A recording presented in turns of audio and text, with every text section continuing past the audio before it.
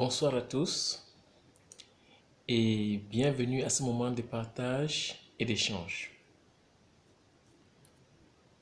Je suis en ce moment très apaisé,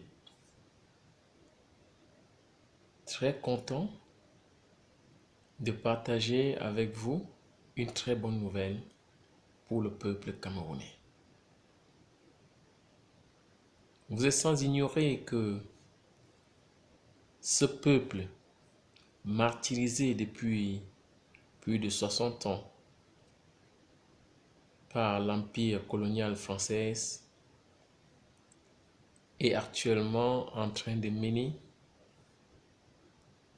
une vraie révolution contre le régime dictatorial de Paul Biya. Et nous savons bien que dictatorial est un petit mot. Le régime génocidaire de Paul Biya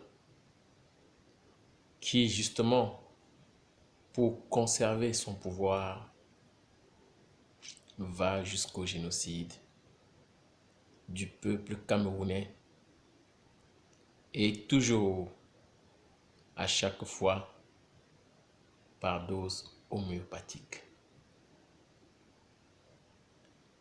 Je suis content aujourd'hui parce que le peuple camerounais a gagné.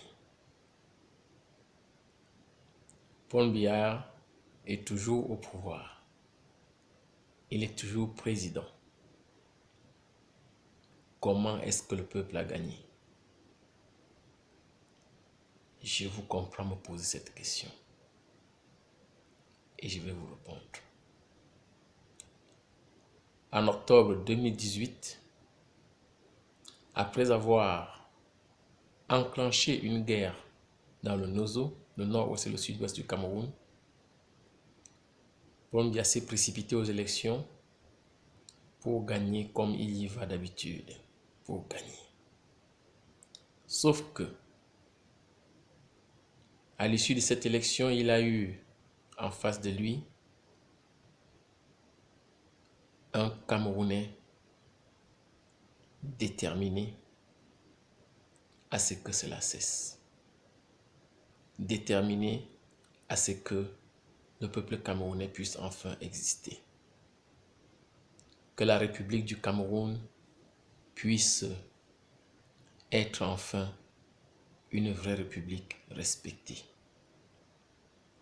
Le professeur Maurice Kamto a gagné les élections. Et il l'a dit à Paul Biya, j'ai marqué le pénalty. Paul Biya s'est précipité, déclaré sa victoire avec le Conseil constitutionnel.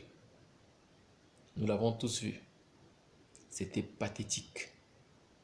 Les Camerounais ne s'imaginaient pas à quel point, pour conserver le pouvoir, Paul Biya pouvait être capable de toutes les bassesses du monde.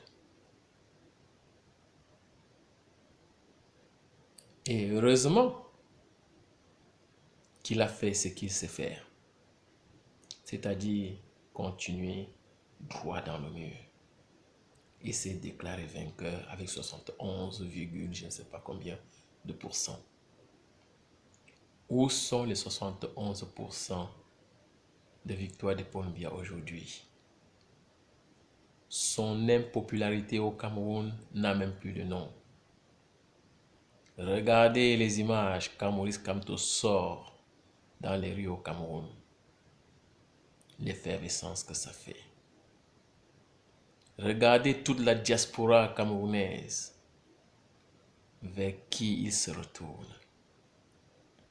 Regardez en ce moment au Cameroun où on est en train de parler des élections municipales et locales, je ne sais pas trop, vers qui les nouveaux adhérents sont en train de se tourner.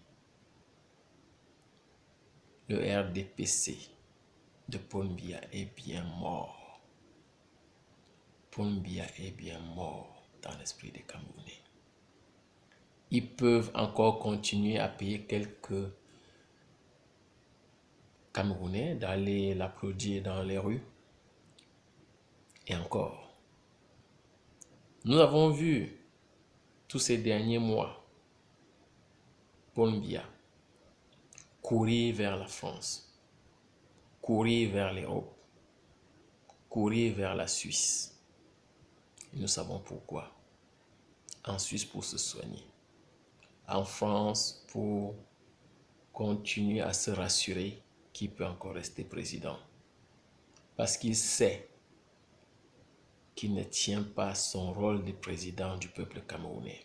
Parce que le peuple camerounais l'a vomi. Il sait qu'il tient son rôle de président tout simplement parce que la France continue encore à le supporter pour soi-disant ses intérêts. Et je vais vous montrer que même la France, actuellement, est aussi en train d'aller droit dans le mur. Et c'est pour cela que nous, les Camerounais, qui avions beaucoup évolué, qui avions beaucoup enduré, nous, les fils et les petits-fils des maquisards, des vrais combattants pour la liberté du Cameroun, sommes contents de savoir que Paul Biya est en train de traîner la France dans les cacas.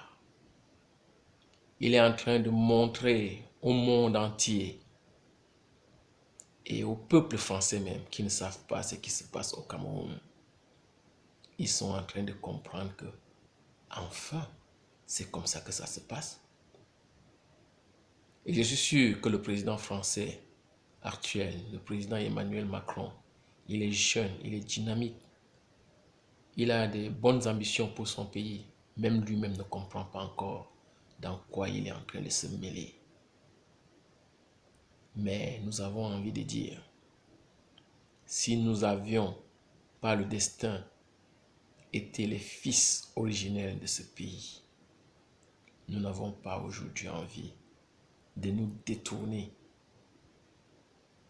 de la moindre des responsabilités qui est la nôtre, c'est-à-dire d'essayer au moins de demander à ce que la dignité de notre peuple, la dignité de l'humain puisse être respectée, puisse être préservée.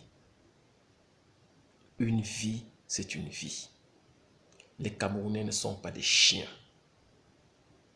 Paul Biya nous traite moins que des chiens. Et on en a marre.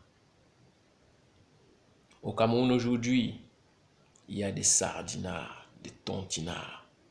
Entre nous, on continue à se battre, à se quereller pour supporter ou ne pas supporter Paul Biya. Non, peuple camerounais, nous sommes en train de comprendre. C'est pas de ça qu'il est question. Il est question de notre dignité, de notre respect en tant qu'être humain. Ce n'est même plus question de mauvaise gestion, de détournement de fonds publics, de dilapidation des deniers publics, de dilapidation de nos ressources. C'est pas ça. Il s'agit de notre dignité. Paul Biya ne peut pas, en presque 40 ans de pouvoir, continuer à se moquer des Camerounais, à se moquer de leur vie, à les tuer pour rien, cadeau, juste pour conserver le pouvoir. Et la France ne dit rien. C'est pour ça que je dis, nous avons gagné. Parce que depuis octobre 2018, tout ce qui est en train de se passer au Cameroun est en train de prouver cela. Oui, Paul Biya est parti jusqu'au génocide, au Nozo. Ça n'a pas marché. Les anglophones n'ont pas lâché. Et aujourd'hui,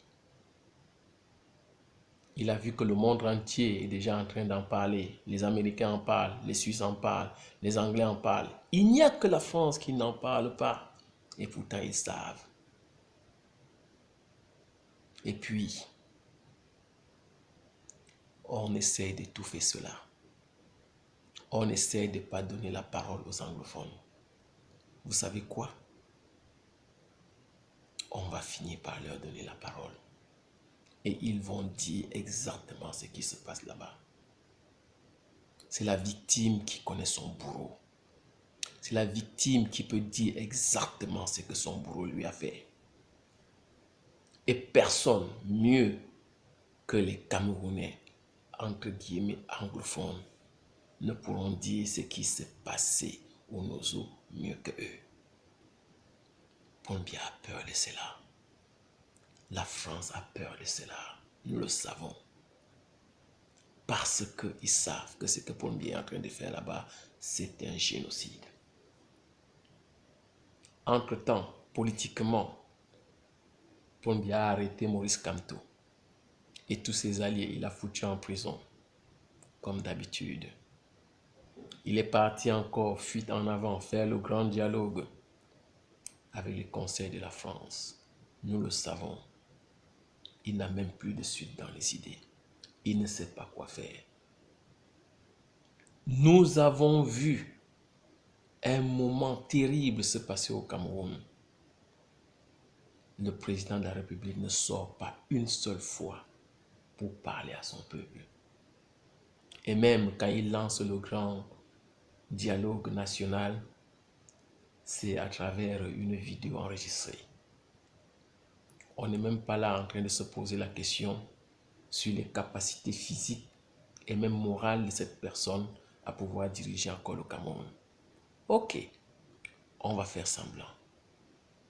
Parce qu'on a toujours fait semblant d'être un pays, le Cameroun, d'être des citoyens, des Camerounais. On a toujours fait semblant d'avoir un président, Paul Biya. Oui, Paul Biya est le président. Paul Biya, où es-tu?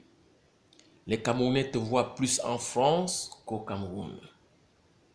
Et puis, quelles sont les nouvelles? Qu'est-ce que nous avons vu en France, à Lyon?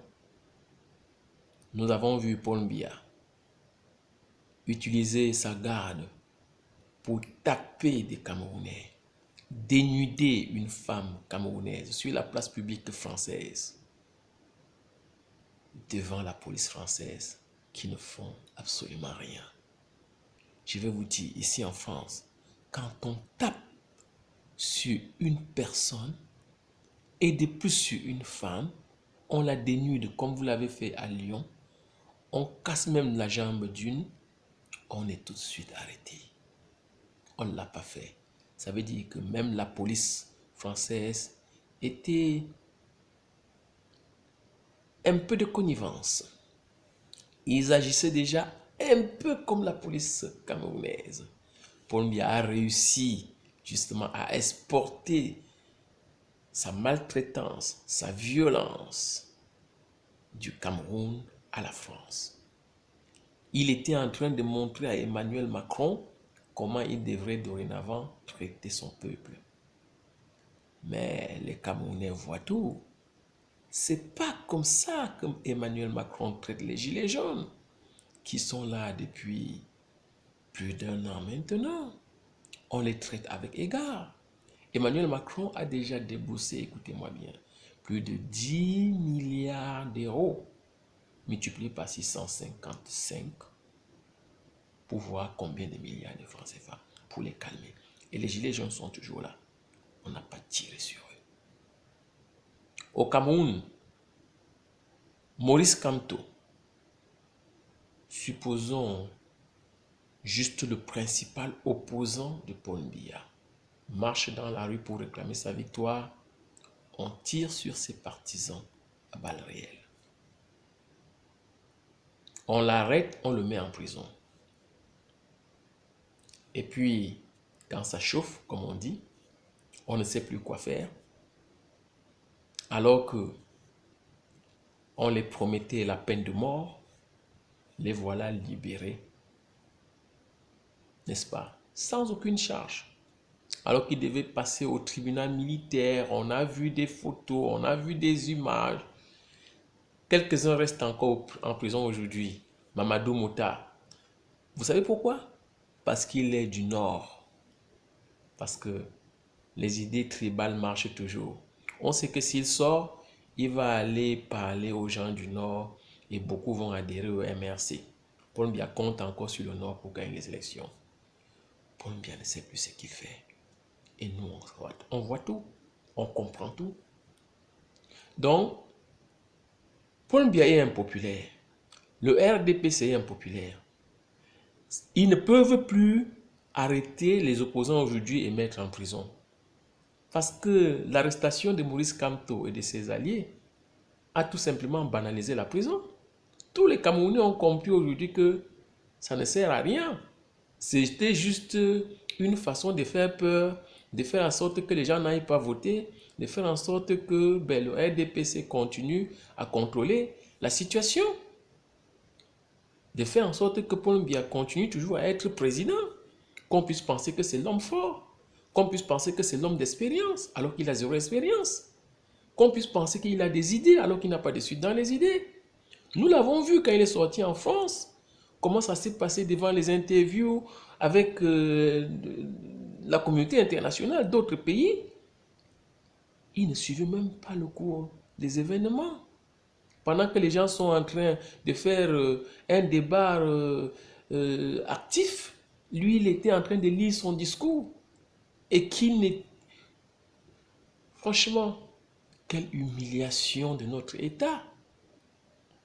Et c'est ce même Paul Biya qui est en train de dire que les Camerounais de la brigade anti-Sardina sont en train de donner une mauvaise image du Cameroun. Non, c'est vous, Paul Biya, qui donnez une mauvaise image du Cameroun.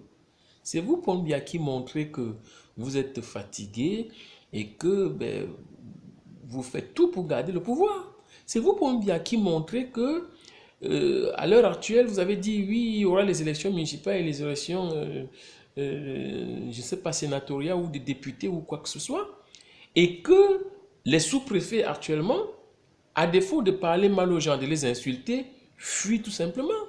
On cherche les sous-préfets, on ne les trouve pas. On cherche les préfets, on ne les trouve pas. Pour signer des documents officiels pour que les candidats des partis d'opposition, le MRC de Maurice Kamto, et même d'autres partis comme celui de Cabral Liby et le SDF ne trouvent pas de personnalités, des préfets et des sous-préfets pour signer leurs documents pour qu'ils soient candidats. Donc vous voulez bien qu'on aille aux élections, mais on ne va pas signer vos documents, c'est toujours le RDPC qui va être candidat. Non, monsieur Paul Biya. Non, ça ne se passe pas comme ça. Vous êtes en train de tout faire pour que Maurice Kamto dise « Je ne veux pas aller aux élections », vous partez tout seul et comme ça vous allez dire « Ah oui, très bien, on a gagné ». Mais non! Politiquement, ils vont continuer à se battre. Et ici, à la diaspora, sachez-le, ne pensez pas que, parce que la brigade anti-Sardina est en train de se démobiliser, parce que certains sont en train de se battre un peu entre eux, se tirer un tout petit peu, voilà, qui fait quoi, qui fait plus que qui. C'est normal. C'est des jeunes, ce n'est pas des professionnels. Ils ne se sont pas préparés pour ça. Ils ne se sont pas préparés pour un si long combat. C'est des jeunes qui aiment tellement leur pays et ils ont envie que ça change. Et comme vous savez jouer avec le temps, vous êtes un roublard. Vous savez jouer avec l'ineptie, avec l'endormissement, avec la corruption. Vous pensez que de temps en temps, on va essayer peut-être de donner un peu d'argent à un tel ou à un tel, ou lui promettre ceci ou bien cela. Après, il va se détourner contre les autres parce qu'eux-mêmes vont se fatiguer à un moment. Ils ont des petites familles à gérer et que, ben voilà, ils ne peuvent pas continuer ce combat-là sans avoir des moyens. Alors que vous, vous êtes assis au sommet de l'État et que vous puisez tous les deniers de l'État pour continuer à entretenir votre vie tranquillement. Non. Si ceux-là se fatiguent, je vous assure, il y en aura 2 fois plus qui vont s'élever. Vous savez pourquoi? Parce qu'ils sont très nombreux ici maintenant. Très nombreux.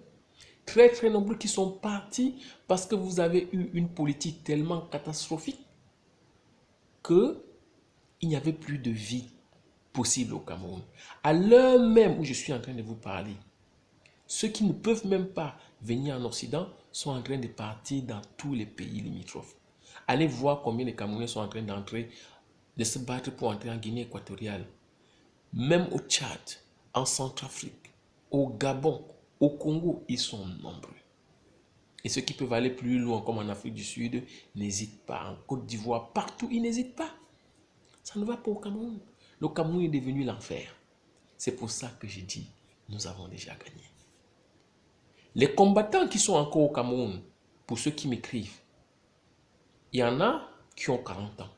Exactement le même nombre d'années depuis lequel Paul Biya est au pouvoir. Ils me disent, je ne pouvais pas imaginer que ça pouvait se passer comme ça ici au Cameroun. Parce que avant, on croyait que Paul Biya était trop fort. Il était trop puissant. En l'occurrence, c'était le président de l'expérience, parce qu'il est là, et il gagne tout le temps. C'était le roi. J'ai même entendu d'ailleurs un combattant digne de nom que moi je respecte dire, c'est le chef des chefs. C'est-à-dire, nous avons des chefs traditionnels au Cameroun par rapport aux différentes petites tribus qui existent au Cameroun. Certains qui ont des coutumes très fortes et qui honorent tellement leur roi. Parce que leur roi, à l'époque, c'était l'équivalent du bon Dieu. Il avait le pouvoir de vie et de mort sur eux, sur ces sujets.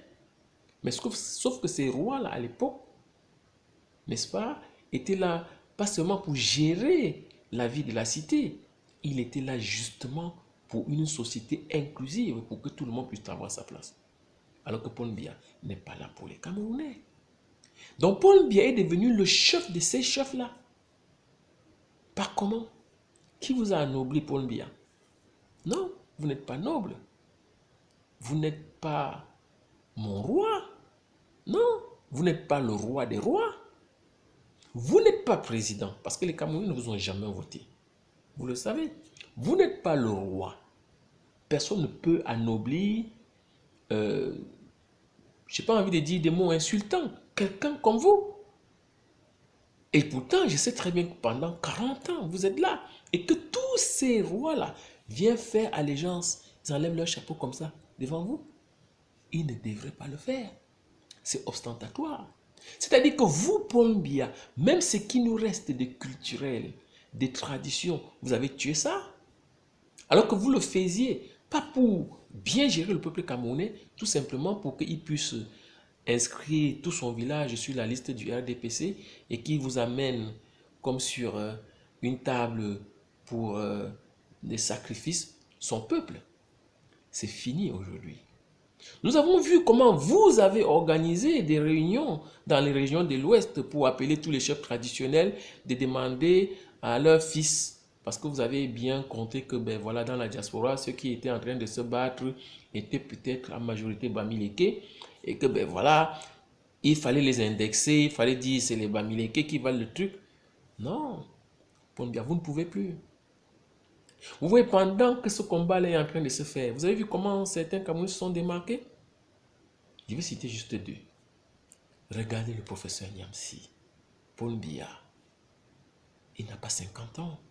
Si vous aimiez vraiment le Cameroun, vous deviez, je ne sais pas moi, décorer ce fils, ce digne fils du Cameroun. Est-ce que vous l'avez écouté comment il parle avec éloquence? Il s'est adressé à vous, directement ou indirectement. Vous croyez que le professeur Niamsi n'aime pas notre pays, le Cameroun? Oui. Vous faites des discours, des faux discours aux jeunes tous les mois de février. Oui, soyez combattants, levez-vous, battez-vous pour votre pays. Et quand ils arrivent à être de la carrure du professeur Niamsi, pourquoi vous ne les écoutez pas? Pourquoi vous les détestez? Pourquoi vous voulez qu'ils restent là où ils sont et qu'ils ne reviennent plus au Cameroun? Vous avez écouté le professeur Ngana? Il est même venu au Cameroun. Vous l'avez mis dans un avion pour l'envoyer dans son pays, les États-Unis. Quelle honte! Alors que vous savez que beaucoup de vos ministres, que beaucoup même des candidats aux élections présidentielles ont des passeports d'autres pays. Pratiquement tous les ministres du Cameroun aujourd'hui, leurs femmes accouchent leurs enfants dans les pays étrangers pour qu'ils aient d'autres passeports. C'est-à-dire même vous, vous ne croyez même plus au Cameroun. Or, la plupart des Camerounais qui sont dehors, ils ne sont pas parce qu'ils sont partis chercher d'autres nationalités. Ils sont partis parce que la vie est devenu un enfer au Cameroun. On ne peut plus se réaliser au Cameroun. C'est tout. Je suis en train de vous dire, j'ai déjà parlé et je vous ai dit, et j'ai dit à tous ceux qui continuent à supporter Paul Biya que vous allez droit dans le mur. Et vous allez forcément droit dans le mur. Les choses ne seront plus jamais comme avant. Tout a changé. Au fait, ceux qui sont en train de mener le combat aujourd'hui n'ont même pas besoin de le mener. Parce que c'est déjà gagné. Paul Biya a perdu sur tous les plans. Politique, médiatiquement. Aujourd'hui, personne n'écoute. Quand on écoute des médias du Cameroun, ou quand Paul Biya envoie de l'argent à Jeune Afrique pour qu'il écrit des petits trucs ou qu'il sorte des journaux pour publier ici en France, on prend, on lit. Pas pour encenser toutes les inepties qu'on a écrites dedans. Juste pour voir où est-ce qu'ils vont. Parce que, franchement parlant, quand j'écoute un journal du Cameroun, au bout de 5 minutes, j'ai envie de vomir. Je me dis, mais c'est pas possible. Ce n'est même pas possible. Et quand je sais qu'il y a des Camerounais qui 365 jours écoutent ces inepties-là, je comprends qu'on ne vit pas dans le même monde. Mais Paul Biya manque de bol. Vous n'avez même pas envie qu'on puisse savoir combien de Camerounais sont à l'extérieur. On parle de 3 millions, certains de 4 millions. Mais moi, je peux vous assurer qu'ils sont plus de 5 millions, plus de 6 millions. J'en suis certain. Parce qu'en 40 ans de pouvoir, vous imaginez que ceux qui sont arrivés ont fait des enfants, qui eux-mêmes ont fait aussi des enfants, et que peut-être, certainement, on ne les compte même plus parmi les Camerounais. Mais ces enfants et ces petits-enfants-là sont des Camerounais. Et ils vont rentrer au Cameroun. C'est le pays de leurs ancêtres. Vous ne pouvez pas les empêcher ça. Vous ne pouvez pas. Cette question-là va se régler. Le Cameroun est devenu un des rares pays au monde où son histoire motus. On ne doit pas en parler. Mais malheureusement pour vous, on en parle maintenant. Et c'est pour cela qu'on va continuer à parler. Et c'est pour cela que depuis que Moïse Kamto a gagné les élections et que vous avez refusé de lui donner, chaque fois quand vous faites l'effort de prouver quoi que ce soit, vous montrez au monde entier et même à ceux qui continuent encore à vous supporter vraiment l'aberration de votre système. Vous pouvez encore utiliser le tribalisme et nous sortir encore pour une deuxième fois les images qu'on a vues à Ebolova et à Saint-Mélima, à Buka Voyage, parce qu'on est du MRC. Pendant les élections, là, vous allez encore tricher comme vous avez triché en 2018, là. Vous allez encore tabasser les gens dans les bureaux de vote. Vous allez encore fuir avec les PV. Ça va être compliqué, hein. Ça va être très compliqué. Vous allez faire quoi? Les gens du RDPC sont en train de fuir actuellement pour aller au MRC.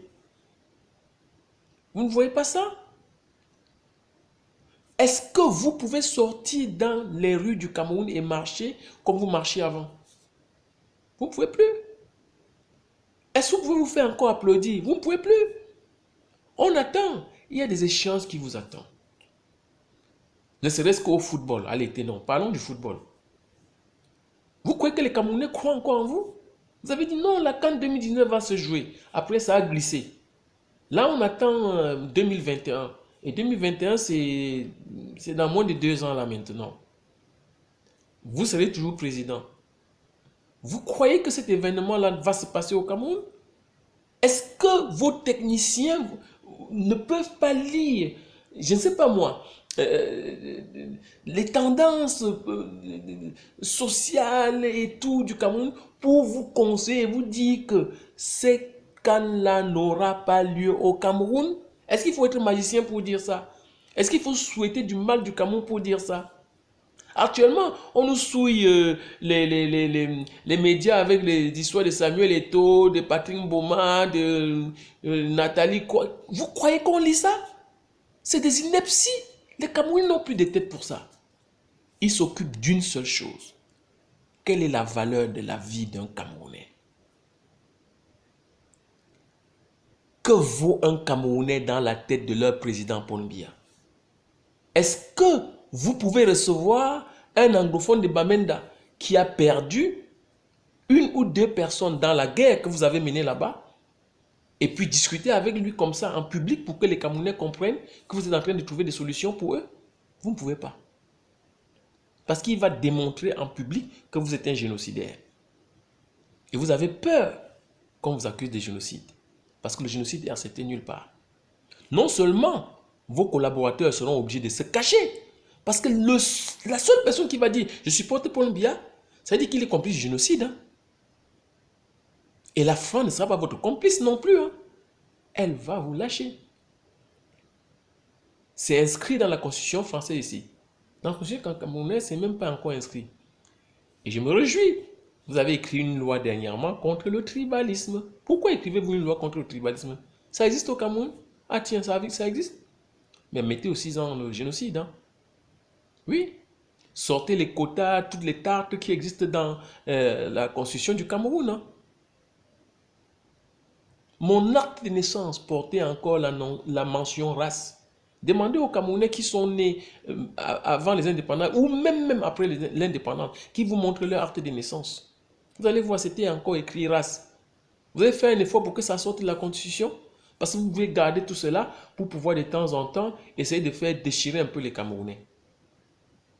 Vous, quand vous venez en Suisse, est-ce qu'on vous dit qu'en Suisse, il y a tel tribu, tel machin? Est-ce qu'on vous dit qu'en France, il y a tel tribu? On est français, point barre. C'est tout. En 40 ans, vous n'avez rien compris de tout ça. Je ne suis même pas actuellement en train de faire de la moralisation. Je suis désolé. Ce n'était même pas mon but.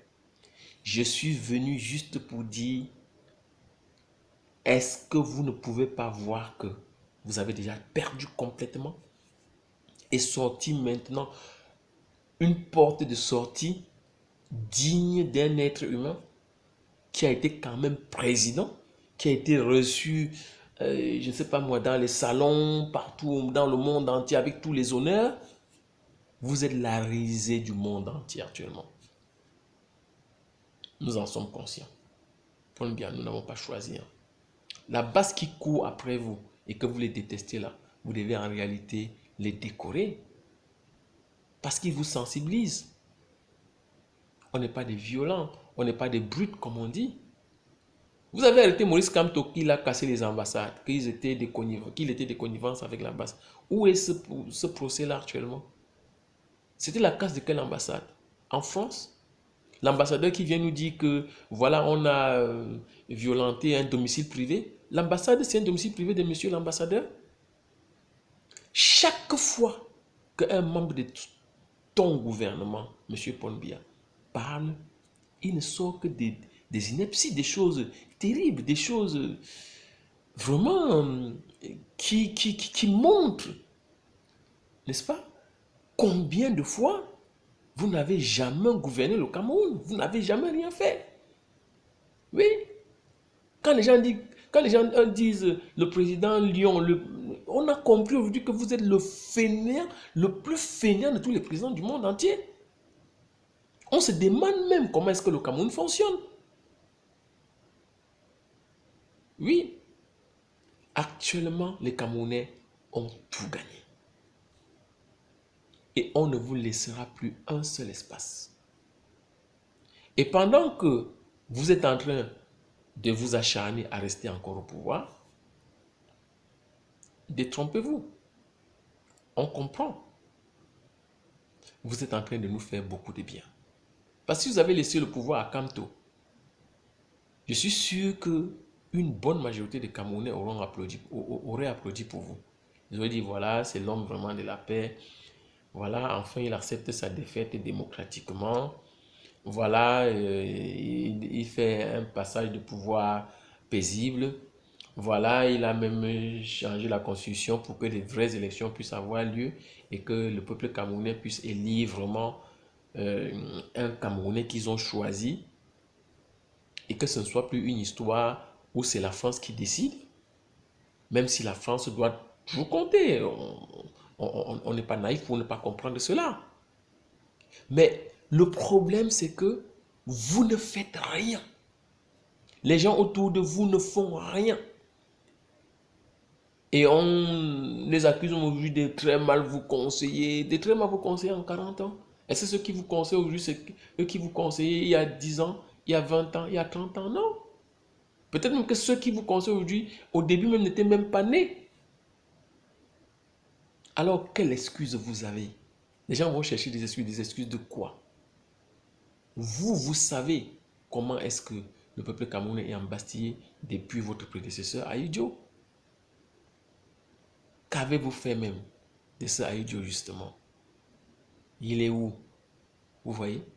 Quand les Camerounais parlent de vous, du bilan, est-ce qu'on peut parler de bilan avec vous? Vous avez réussi quoi, Paul Biya? Vous avez réussi quoi? Oui, vous avez réussi une chose que vous ne savez pas et je vais vous dire.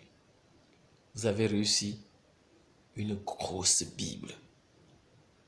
Une grosse Bible du plus jamais ça que les Camerounais vont écrire chapitre par chapitre, verset par verset, où ils pourront se référer pour dire plus jamais ça.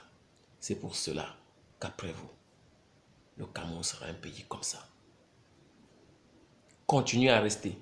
Continuez à prouver au monde dans quel genre de pays nous avons vécu depuis plus de 60 ans maintenant. Vous faites beaucoup de travail, beaucoup de bon travail au président élu Maurice Kamto. Oui, parce que les Camerounais vont dorénavant être très exigeants. Très exigeants.